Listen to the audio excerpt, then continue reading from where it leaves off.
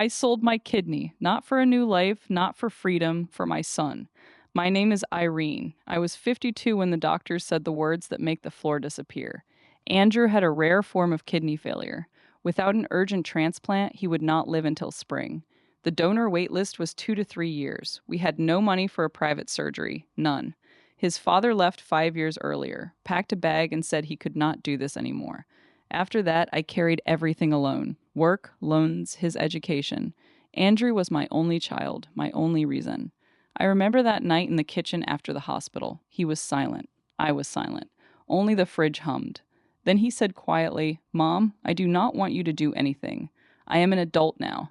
I looked at his thin face, at the hands that shook when he poured tea. "You are my son," I said. "As long as I am alive, you will live." A week later, I signed every paper. 3 weeks later, I was on the operating table. When I woke up, my first thought was not the pain, it was the money. They paid me $4,200,000. I did not even wait to feel strong again. That same day, from the hospital bed, I transferred all of it to Andrew. He came that evening. He dropped to his knees right there in the ward and cried. Real tears. "Mom, you saved me. I will never forget this, I swear." I stroked his hair and thought, this is it. This is why it was worth it. 8 months passed. Andrew recovered. He went back to work. He got married. Kate seemed sweet at first, quiet, smiling, always arriving with cake or flowers. I was happy. I thought, finally, he will have a real family. Then the strange things started, small at first. Andrew stopped calling every day. Then his answers got short. Then came the phrases, "Mom, money is tight right now. Kate needs treatment." I sent money, 1,000, then two. He thanked me. He said he would pay it all back. In December, Kate wrote, "Irene, we want to celebrate my birthday with the whole family. It would mean a lot if you came." I came. A big apartment, an expensive table, candles, flowers. Andrew met me at the door and hugged me like before. For 1 second, I believed everything had come back. We sat down, small talk. Kate laughed. Then she lifted her hand toward the light and said, almost singing, "And now the surprise. Look what Andrew gave me." On her wrist was a Rolex, new, heavy, diamonds around the bezel. It caught the light like it was glowing on its own. People gasped. Someone said beautiful. Someone said expensive. I looked at the watch, then at my son. He was smiling, but his eyes were empty. I asked calmly, almost gently, "Kate, how much did it cost?" She did not even try to be modest. "Almost 2 million. Andrew said I deserved it. 2 million. I set my fork down slowly. I took a thin black folder from my bag and placed it in the middle of the table so everyone could see. "This is my bank statement," I said, "and the contract with the clinic. It shows how much they paid me for the kidney and where I sent that money." The silence turned thick. Andrew went pale. "Mom, 2 million of the money I got for selling a piece of my body, you spent on that watch. For her." Kate opened her mouth and said nothing. Only the hand with the Rolex trembled. I looked at my son, at the boy I once carried, the boy I read stories to, the boy I was ready to die for. "You cried at my hospital bed. You said you would never forget. Then you took the money that cost me an organ and bought your wife jewelry." He started mumbling about temporary problems, about I was going to pay it back, about Kate was unwell. I raised my hand. Enough. I stood up, I took my bag, I looked at both of them one last time. "From this day, I will give nothing. Not to you, not to her, not to your future children. My second kidney stays with me. And that watch, let it remind you what you sold your mother for." I walked out. I closed the door. The lock clicked softly, almost kindly. In the elevator, I pressed my forehead to the cold wall and only then closed my eyes. It did not hurt. It was empty. But in that emptiness, for the first time in a long while, I felt something solid. I was no longer a mother they could use. I was just a woman with one kidney left, and dignity. People think that night in the elevator was the end. It was not. That was only the moment I stopped pretending. After I left their apartment, I did not go home. I sat in my car in the parking garage for almost an hour with the engine off. My hands were still shaking, but not from weakness, from clarity. I kept seeing that watch, gold, heavy, diamonds like little teeth, and Kate's smile when she said, "Almost 2 million. Andrew said I deserved it." I opened my phone and looked at the transfer from 8 months earlier. 4,200,000. Sent from a hospital bed. Sent with a body that still had tubes in it. Sent with the belief that love could not be wasted. Then I opened the folder I had left on their table. I had made 2 copies. One I gave them, one I kept. The next morning, Andrew called 17 times. I did not answer. He texted, "Mom, please, you misunderstood. It was a gift. We were going to tell you. Kate is sorry. I am sorry. Come back." Sorry is a cheap word when it arrives after the receipt. On the third day, he showed up at my door. I opened it the width of the chain. He looked smaller than I remembered. Not sick anymore, just guilty. "Mom, let me explain." I said, "Explain the Rolex first. Then explain the money I kept sending after the operation. The 1,000, the 2,000. The Kate needs treatment." "What treatment, Andrew? What clinic? What diagnosis?" He swallowed. He looked at the floor. "There was no treatment," I said. "There was a watch." He started crying again, the same tears from the hospital ward. I used to think those tears were holy. That night, I understood they were a tool. He had learned that if he dropped to his knees, I would open a vein. I closed the door. "I need you to understand how I got there. Not the dinner, before the dinner. The part I skipped when I told this the first time.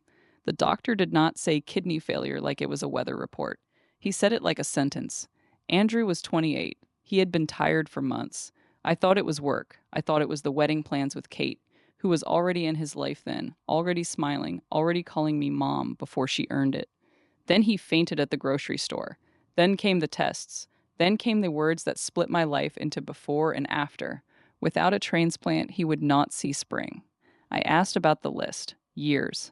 I asked about private clinics. The number they named was so large it did not sound like money. It sounded like a wall. I had a house with a mortgage, a job that paid enough to eat and not enough to save a son. I had one living parent in another city who could not help. I had an ex-husband who did not pick up the phone. I looked at my body the way a person looks at the last thing they own. A week later, I sat in a different office, not the hospital, a place with soft chairs and hard contracts. They explained risks: infection, failure, life with one kidney. They asked if I understood I could die. I said I understood. What I understood was simpler than that. If he died, I would not need 2 kidneys. I would not need one. They paid $4,200,000. People online like to argue about whether a mother should do that. I do not care what people online think. I did it. I woke up in pain so deep it had a sound, and the first thing I did with my working hand was transfer the money. Andrew came that night and swore he would never forget. For a while, he did not. He called, he brought soup, he sat on the edge of my bed and talked about getting strong together. Kate sent flowers, white roses, a card that said, "Thank you for giving us a future." Us. That word should have warned me. 8 months is long enough for a body to heal and a character to show. First, he missed a Sunday, then 2. Then he started answering with one line: "Busy, tired. Kate is not feeling well." Then the money requests began, always wrapped in love. "Mom, just until payday." "Mom, the medicine is expensive." "Mom, I hate asking." I sent it, because the scar on my side still felt like a promise. I started keeping a notebook, not because I am cruel, because something in my stomach had stopped believing him. Dates, amounts, screenshots. The notebook became the folder. The folder became the thing I put on their table. Kate's birthday was a stage. I see that now. The candles, the guests, the way she waited for the room to go quiet before she lifted her wrist. She wanted an audience. She wanted me in that audience. When she said, "We spent your surgery money on this," she did not say "we" by accident. She wanted me to know who I was in their story. A source, a body, a transaction that had already been spent. I did not scream. Screamers lose. I put the papers down and I named the number out loud so nobody could pretend they had not heard it. 2 million of the money I received for selling a piece of my body on that watch for her. After I left, they tried the usual sequence. First apology, then anger, then bargaining. Andrew wrote, "You shamed us in front of people." I wrote back one sentence: "You shamed yourself when you paid for luxury with my organ."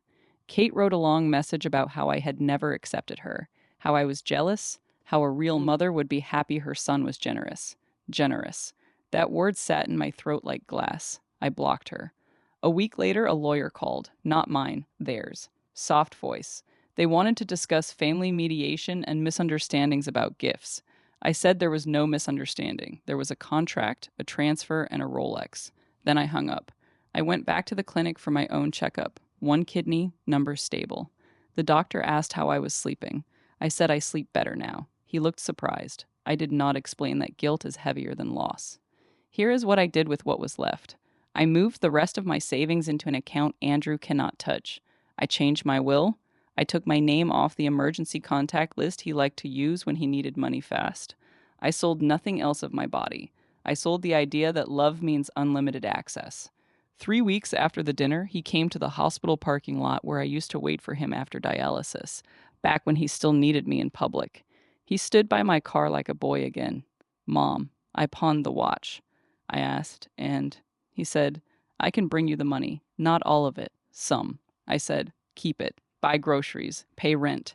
Do not bring me a number that is smaller than what you thought my life was worth. He asked if I still loved him. I said, love is not a wallet. I love the child I raised. I will not finance the man who priced me. He cried. I let him. Then I drove away. I am telling you this so you do not confuse dignity with ice.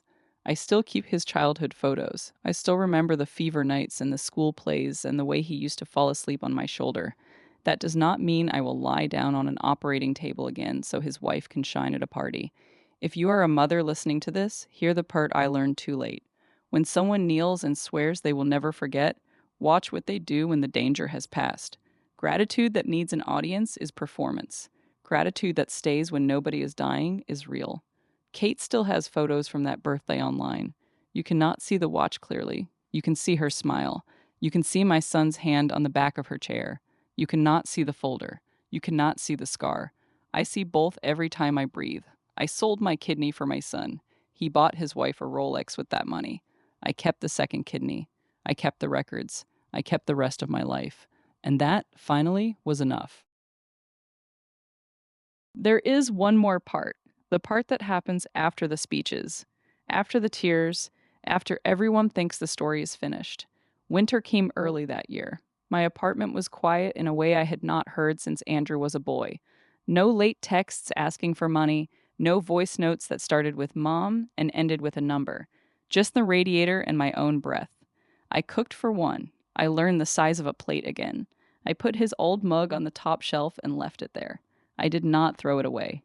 I just stopped filling it. In January, I saw them in a mall. I was buying blood pressure pills and cheap tea. They were coming out of a jewelry store. Kate had a small bag. Andrew had that look men get when they are paying for silence. He saw me first. His face changed the way a screen changes when the power cuts. He started walking toward me. Kate grabbed his sleeve.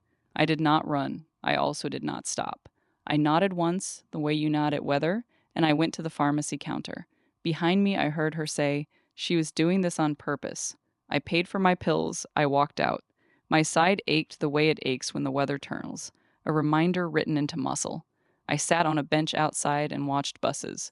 I thought about the girl I was at 20, the woman I was at 30, the mother I became at 24 when they placed him in my arms and I said, I will keep you safe. I kept him safe. I did not keep myself. That is the math nobody teaches you. A neighbor asked later if I was all right. She had heard something. People always hear something. I said I was fine. Fine is a door you close from the inside. February was the checkup I almost canceled. The nurse weighed me. The doctor tapped the scar. He said, you are lucky. I said luck is a word for people who did not have to choose.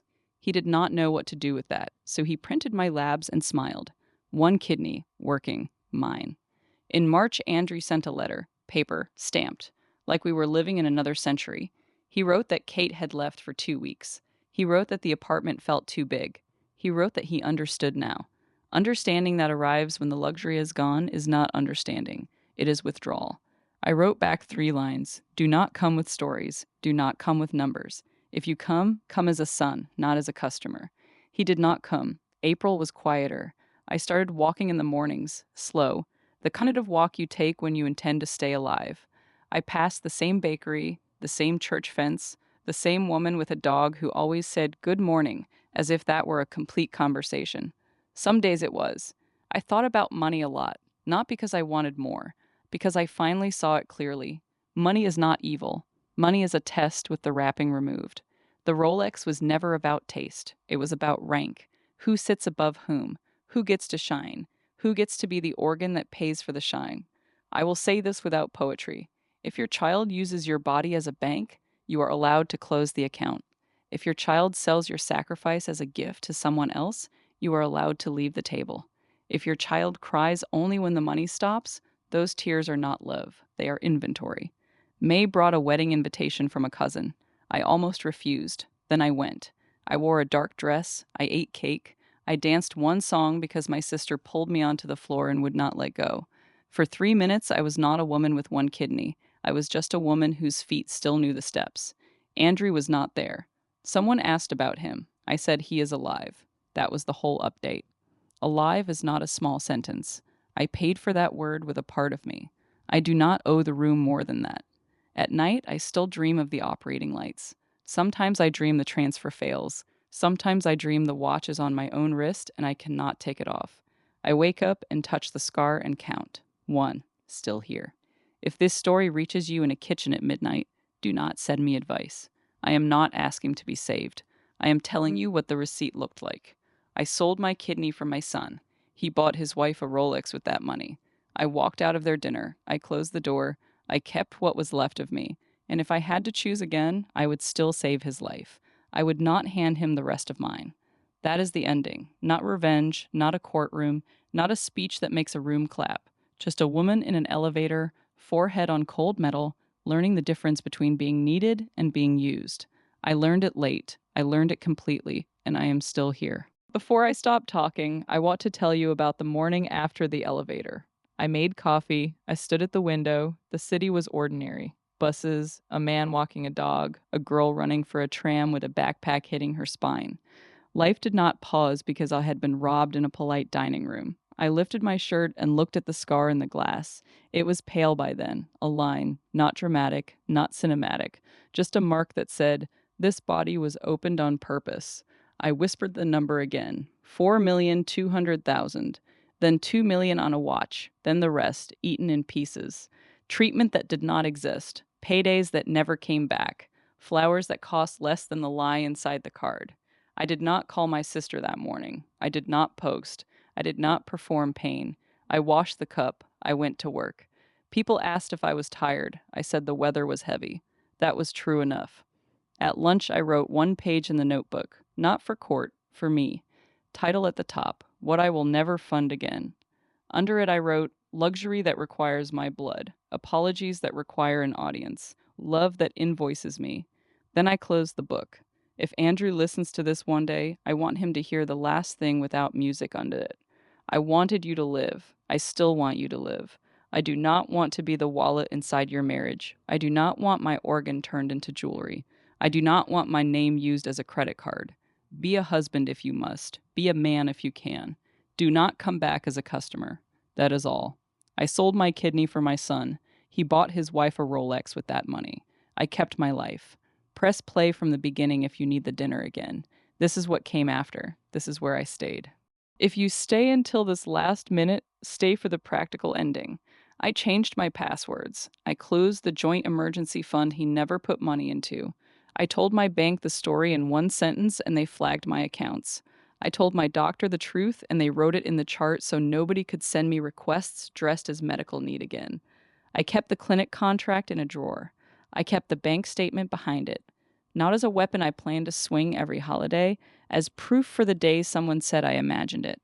I did not imagine the table. I did not imagine the diamonds. I did not imagine my son looking at his plate while his wife shone. Some nights I forgive the boy. I never again finance the man. That is the whole 20 minutes. A mother, a knife, a transfer, a watch, a door, a life that continued without being spent a second time. Thank you for listening. Take what you need from it. Leave the rest on the table, the way I left that folder, and then go home to yourself.